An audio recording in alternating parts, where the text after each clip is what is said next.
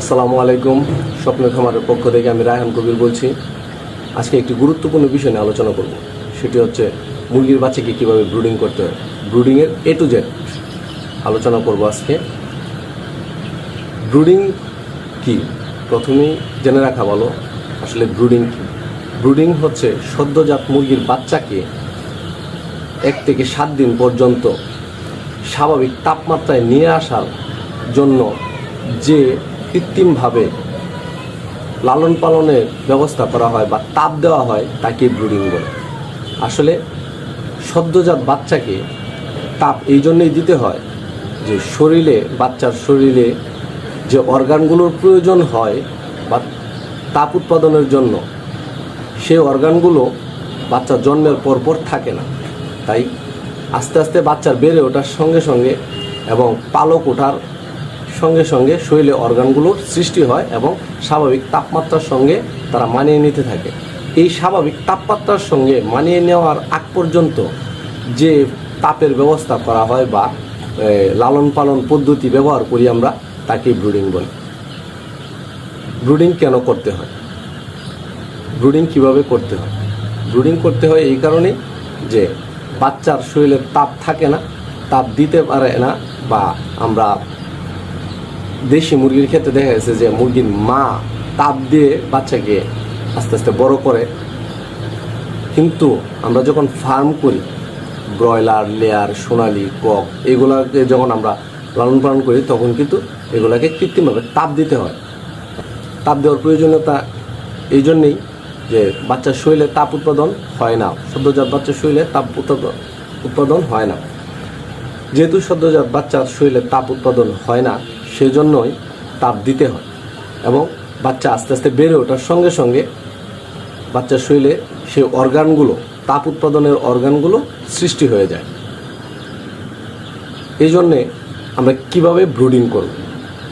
বাচ্চা আসার পূর্বে প্রথমত আমাদের ব্রুডারটা রেডি করতে হবে।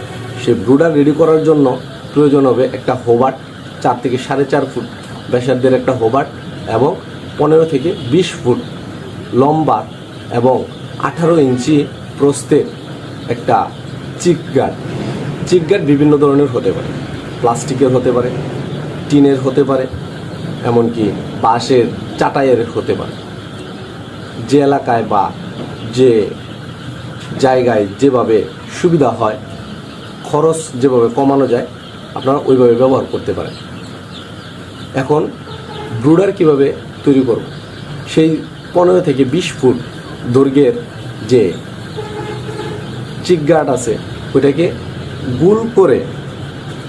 গোল করে বৃত্তাকার করব এবং এই বৃত্তাকারটা যতটুকু বড় হবে তার মধ্যে 500 বাচ্চা দেওয়া যাবে, 500 বাচ্চা ব্রুডিং করা যাবে। একসঙ্গে অধিক বাচ্চা ব্রুডিং করলে বাচ্চার মর্টালিটিস বাড়তে পারে, তাই কম করে বাচ্চা ব্রুডিং করা ভালো। এবং এর উপরে হোবারটা টাঙিয়ে দিতে হবে। একটা হোবার্টের মধ্যে 4টা বাল্ব লাগানোর ব্যবস্থা থাকে, প্রয়োজনে বাহির দিকে আরও লাইট দেওয়া লাগতে পারে। বর্তমান প্রযুক্তির সঙ্গে সঙ্গে তাল মিলিয়ে বিভিন্নভাবে ব্রুডিং করা যায়। একটা সময় শুধু লাল লাইট দিয়ে ব্রুডিং করা হতো, এখন বিভিন্ন রকম বাল্ব এবং এই গ্যাস ব্রুডার বের হয়েছে, আপনারা ওইগুলো ব্যবহার করতে পারেন। বাল্বের ক্ষেত্রে ইনফ্রারেড বাল্ব আছে, আবার ইনফ্রারেড গ্যাস ব্রুডার আছে, ওইগুলো আপনারা ব্যবহার করতে পারেন, সুবিধা অনুযায়ী করতে পারেন।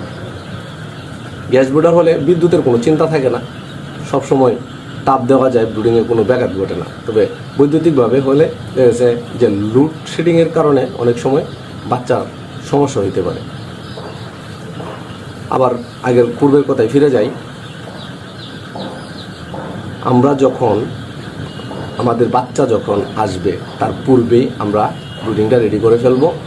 সেই যে 15 থেকে 20 ফুট দৈর্ঘ্যের চিক গার্ড দিয়ে আমরা যে বৃত্তাকার জায়গাটা তৈরি করলাম, তার ভিতরে 1.5 থেকে 2 ইঞ্চি তুষ, বালি, ছাই অথবা কাঠের বুশি, এগুলো দিয়ে লিটার হিসেবে ব্যবহার করা যেতে পারে।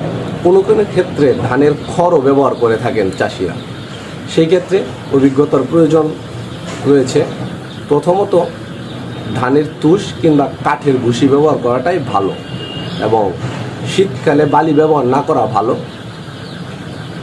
অনেক সময় দেখা গেছে যে সারা বছরই চাষিরা বালি ব্যবহার করে থাকেন, সেটা সুবিধা ক্ষেত্রে করা যেতে পারে।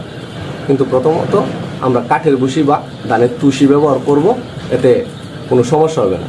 তবে হ্যাঁ, কাঠের ভুসি ব্যবহার করার ক্ষেত্রে একটু পর্যালোচনা করতে হবে। সেটা হচ্ছে ব্রয়লার মুরগির ক্ষেত্রে কাঠের ভুসি ব্যবহার করলে কোনো সমস্যা নাই, কিন্তু আপনি যখন সোনালি লেয়ার পালবেন তখন কাঠের ভুসি ব্যবহার করলে মুরগির সর্দি লাগতে পারে, কারণ এই মুরগিগুলো একটু বেশি ছোটাছুটি করে, যার কারণে ধুলাবালু নাকে মুখে দিয়ে ঢুকে মুরগির সর্দি লাগতে পারে, ঠান্ডাজনিত সমস্যা হতে পারে।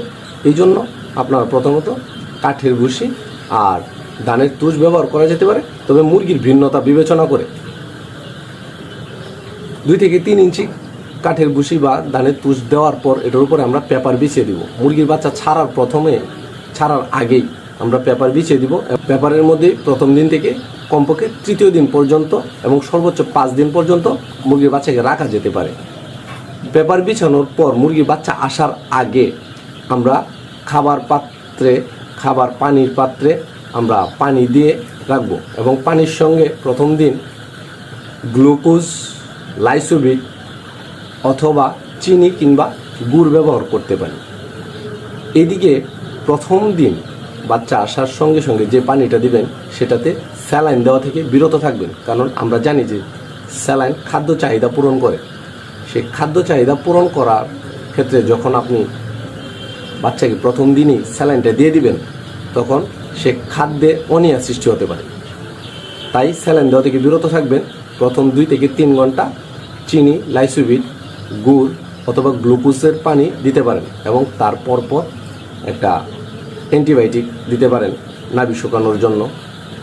অ্যান্টিবায়োটিকটা সাধারণত আমরা অ্যামক্সিসিলিন গ্রুপের অ্যান্টিবায়োটিক ব্যবহার করে থাকি। 1 থেকে 3 দিন পর্যন্ত দিলেই যথেষ্ট, এবং তার পাশাপাশি ভিটামিন সি বা ভিটামিন B1, B2, B12 ব্যবহার করতে পারেন। অনেক সময় দেখা গেছে যে 3 দিন পর মুরগির যদি গ্রোথটা খারাপ থাকে তখন আমরা 1 লিটার পানির সঙ্গে 100 গ্রাম দুধ অথবা প্রতি 20টি মুরগি বাচ্চা বা প্রতি 30টি মুরগি বাচ্চার ক্ষেত্রে 1টি করে ডিম খাদ্যের সঙ্গে মিশিয়ে দিতে পারি। এতে মুরগি পর্যাপ্ত পরিমাণে প্রোটিন পাবে এবং মুরগির গ্রোথটা ভালো হয়ে যাবে। ব্রুডিংয়ের ক্ষেত্রে সবসময় সাবধানতা অবলম্বন করতে হবে যেন তাপমাত্রা বেশি বা কম হয়ে না যায়। তাপমাত্রা কতটুকু রাখবেন? প্রথম দিন হোবার্ডের মধ্যে ব্রুডারের ভিতরে যেন কমপক্ষে 95 ডিগ্রি ফারেনহাইট তাপমাত্রা থাকে, এবং প্রথম সপ্তাহে এই তাপেই থাকবে 95 ডিগ্রি ফারেনহাইট। কিংবা সহজভাবে বলতে গেলে প্রতিটা মুরগির জন্য 2 ওয়াট বাল্ব বা তাপ দিতে পারে, এবং দ্বিতীয় সপ্তাহে সে 95 ফারেনহাইট থেকে কমে আসবে 5 ডিগ্রি, কমে 90 ডিগ্রি ফারেনহাইট, এবং তৃতীয় সপ্তাহে সেটা 85 ডিগ্রি, এবং এভাবে 5 ডিগ্রি করে কমে আসবে স্বাভাবিক তাপমাত্রায় আসার আগ পর্যন্ত। স্বাভাবিক তাপমাত্রায় যখন আসবে তখন আর তাপ দিতে হবে না, এবং 3 দিন পরে বা 3 থেকে 5 দিন পরে যখন আমরা পেপার তুলে দিব তখন মুরগি ভুসির মধ্যে ছেড়ে দেওয়া যাবে। ভুসির মধ্যে যখন আমরা ছেড়ে দেবো বা তুষের মধ্যে ছেড়ে দেবো তখন একটা জিনিস খেয়াল রাখতে হবে যেন ভুসি বা তুষ অতিরিক্ত শুকনা না হয়, এর মধ্যে যেন আর্দ্রতাটা থাকে। আর্দ্রতাটা কতটুকু আছে আপনি কীভাবে বুঝবেন, বা অতিরিক্ত শুকনা বা অতিরিক্ত ভিজাটা আপনি কীভাবে বুঝবেন? যখন আপনি তুষটা হাতে মুষ্টিভাবে নেবেন এবং এভাবে ছেড়ে দিবেন, ধুলোর মতো যদি উড়ে যায় তখন বুঝবেন যে আপনার লিটারে অতিরিক্ত শুকনা। কিন্তু আপনি যখন লিটারটা হাতে নিয়ে এভাবে চিপ দেওয়ার পর লিটারটা জুরজুরা হয়ে পড়বে, ধুলোর মতো উড়বে না, তখন বুঝবেন যে আপনার এটার মধ্যে যথেষ্ট পরিমাণ আর্দ্রতা আছে। আর্দ্রতার দিকটা খেয়াল রাখতে হবে। এই কারণেই অতিরিক্ত শুষ্ক লিটার থাকলে মুরগির বাচ্চা অবস্থায় যখন এই লিটারের উপর দিয়ে হাঁটবে তখন মুরগির বাচ্চার শরীরের থেকে পানির একটা অংশ এই লিটারগুলো টেনে আনবে, এবং এই লিটারগুলো যখন টেনে নেওয়া যাবে পানিগুলা, তখন মুরগির বাচ্চার পা একটু দুর্বল হয়ে যাবে, মুরগির গ্রোথ ভালো হবে না। মুরগির গ্রোথ যদি ভালো না হয় তখন আপনার মুরগিতে লস হতে পারে, মুরগি মর্টালিটিস বাড়বে, মুরগি খাবার খাবে কিন্তু ওজন বাড়বে না, এতে আপনি লসের সম্মুখীন হবেন। তাই মুরগি পালার প্রথম যে ধাপ সেটা হচ্ছে ব্রুডিং। আপনার ব্রুডিংয়ে যদি কোনো প্রকার সমস্যা হয় তাহলে আপনার এফেক্টটা একদম শেষ পর্যন্ত থাকবে। ব্রুডিংয়ে কোনো প্রকার সমস্যা হলে মুরগি একদম যতদিন থাকবে, আমরা সাধারণত সোনালী মুরগি পালি 60 দিন, কালার বার্ড হলে 45 থেকে 50 দিন, লেয়ার হলে তো প্রায় একদম ডিম শেষ হওয়ার আগ পর্যন্ত 2 থেকে 2.5 বছর পর্যন্ত রাখা হয়। এবং আপনি যখন ব্রয়লার পালবেন মিনিমাম 27 থেকে 28 দিন আপনার ঘরে থাকতে হবে, এবং এই 27 থেকে 28 দিন পর্যন্ত আপনাকে বিভিন্ন প্রকার সমস্যার সম্মুখীন হবেন যদি আপনার ব্রুডিংটা ভালো না হয়। আর ব্রুডিংয়ের তাপমাত্রা কথা তো বললাম, তাপমাত্রা কম হলে কিভাবে বুঝবেন? তাপমাত্রা কম হলে বুঝবেন মুরগি একসঙ্গে জড়ো হয়ে লাইটের নিচে বসে থাকবে, খাবার খাবে না, সবগুলো একদম একসঙ্গে জড়ো হয়ে শুয়ে থাকবে, হাঁটাচড়া করবে না, নাড়াইলে নড়বে না, খাওয়া দাওয়া করবে না, এতে আপনার মর্টালিটিস বাড়বে। এবং তাপমাত্রা বেশি হলে বাচ্চা করবে কি, লাইটের নিচ থেকে দূরে চলে যাবে, হা করে শ্বাস নিতে থাকবে, বাচ্চা ঘেমে যেতে পারে এবং চিক গার্ডের আশেপাশে দিয়ে একদম জড়ো হয়ে বসে থাকবে যখন তাপমাত্রা বেশি হয়ে যাবে। তাপমাত্রা বেশি হলে যদি বাচ্চা ঘেমে যায়, এই বাচ্চা ঠান্ডা লাগবে। তাই খুব খেয়াল রাখতে হবে। এটা খেয়াল রাখার জন্য আপনি সাধারণত সাধারণ থার্মোমিটার যেগুলো আছে নর্মাল, এগুলো আপনি ওভারের মধ্যে বা ব্রুডিংয়ের মধ্যে ব্যবহার করতে পারেন। এতে আপনি বুঝতে পারবেন যে তাপমাত্রা ঠিক আছে কি। ব্রুডিংয়ের পাশাপাশি আপনাকে আরেকটি বিষয় খুব ভালোভাবে খেয়াল রাখতে হবে, সেটি হচ্ছে যখন মুরগির বাচ্চা ডে বাই ডে বয়স বাড়তে থাকবে, তার পাশাপাশি মুরগি কিন্তু বাড়তে থাকবে। সেই জন্যে মুরগির যে চিক গার্ড আছে সেটা আস্তে আস্তে বড় করে দিতে হবে, যেন গাদাগাদি না হয়ে যায়। যদি চিক গার্ড আপনি বড় করে না দেন তাহলে আপনার মুরগির একটার উপর আরেকটা উঠে বসে থেকে মুরগি মর্টালিটিস হতে পারে এবং মুরগি খাবার দাবারে বাধাগ্রস্ত হতে পারে। তাই আপনি আস্তে আস্তে প্রতিদিন বড় করে দিতে হবে। আজ এ পর্যন্তই। সকলকে জানাই অসংখ্য ধন্যবাদ ধৈর্য সহকারে আমার ভিডিওটা দেখার জন্য। যারা ফেসবুক থেকে দেখছেন তারা ফলো দিয়ে রাখবেন, এবং যারা ইউটিউব থেকে দেখছেন তারা নতুন নতুন ভিডিও পেতে সাবস্ক্রাইব করে রাখবেন। ধন্যবাদ।